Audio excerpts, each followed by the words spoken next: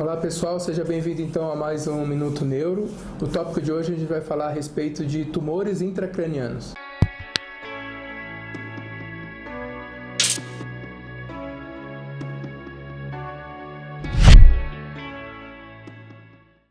Dentro dos tumores intracranianos nós temos aqueles primários, que seriam aqueles que se originam no cérebro ou mesmo no envoltório do cérebro, nas meninges, né? E aí, como exemplo deles, nós temos os gliomas ou os meningiomas, né? E também nós temos os tumores secundários, são aqueles que são metástases. Então, eles nascem em outros órgãos e acabam dando uma semente que é levada pela corrente sanguínea e vão parar no cérebro, né? Geralmente os tumores primários do cérebro eles são tumores benignos e geralmente os tumores secundários, as metástases, geralmente são malignas, né? Então, falando mais um pouquinho a respeito de um tumor primário muito frequente que é conhecido como meningioma. O que é o meningioma? Ele nasce então da célula da meninge, que seria o envoltório do nosso cérebro. Então ele nasce de uma meninge chamada aracnoide. Esse tumor ele é muito mais frequente em mulheres do que em homens, cerca de 3 vezes mais frequente em mulheres. Em geral, eles são benignos, a grande maioria deles são tumores benignos. 90% deles costumam ser solitários, então você só vê uma lesão intracraniana. O crescimento dessas lesões ele é muito lento. Em geral, eles não dão nada de metástase e, em geral, a cirurgia desses tumores costuma ser curativa. Então, o paciente opera e depois ele já está curado, tá? Vamos falar a respeito agora de um outro tumor também primário, conhecido como glioma, né? Então, eles correspondem a cerca de 30% dos tumores intracranianos. Geralmente, os gliomas nascem do tecido de sustentação dos neurônios, que a gente chama de glia. Então, a glia no sistema nervoso central é também um sistema imunológico, ele dá uma proteção, então, aos neurônios, tá? Esses tumores, então, os gliomas, são divididos em 4 tipos, 4 graus.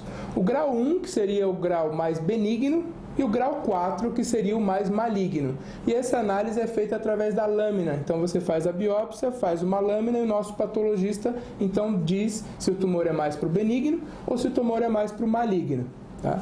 Então, nós temos, dentro dos gliomas, nós temos os gliomas de baixo grau, que aí geralmente é astrocitoma pilocítico, é um tumor mais em criança, que é um tumor benigno. Nós temos gliomas de grau intermediário, que seriam grau 2 ou grau 3, que aí você tem o oligodendroglioma, o astrocitoma difuso e o astrocitoma anaplásico, e você tem aqueles tumores malignos, que são gliomas de alto grau. E, infelizmente, são todos malignos, são conhecidos como glioblastoma, né? E geralmente acometem pessoas mais idosas, né? São tumores próprios do idoso.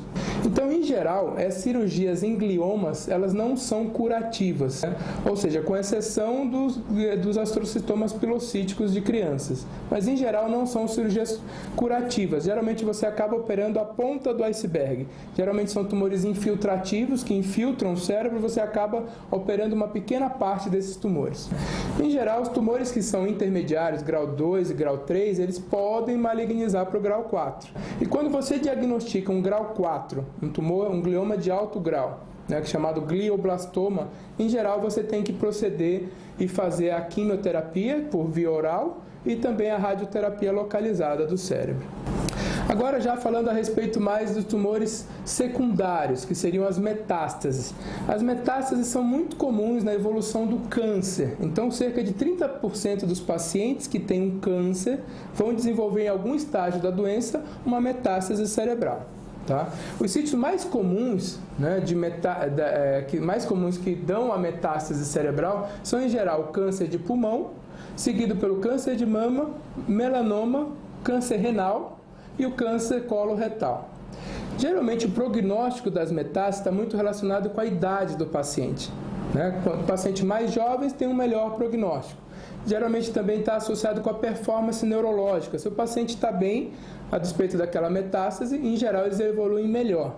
E também dependente do número de metástases cerebrais e dependente do controle da doença abaixo do pescoço. Então, se a doença está sob controle, isso é um bom sinal prognóstico desses pacientes. Em geral, a metástase múltiplas, pequenas, até 9 lesões, a gente costuma tratar com uma radioterapia especial, chamada de radiocirurgia. Metástases únicas, grandes, em áreas acessíveis do cérebro, a gente costuma tratar por cirurgia. Enquanto que metástases disseminadas, inúmeras metástases, incontáveis metástases, a gente costuma indicar, então, a radioterapia de cérebro total. É isso que eu tinha para passar para vocês. Muito obrigado.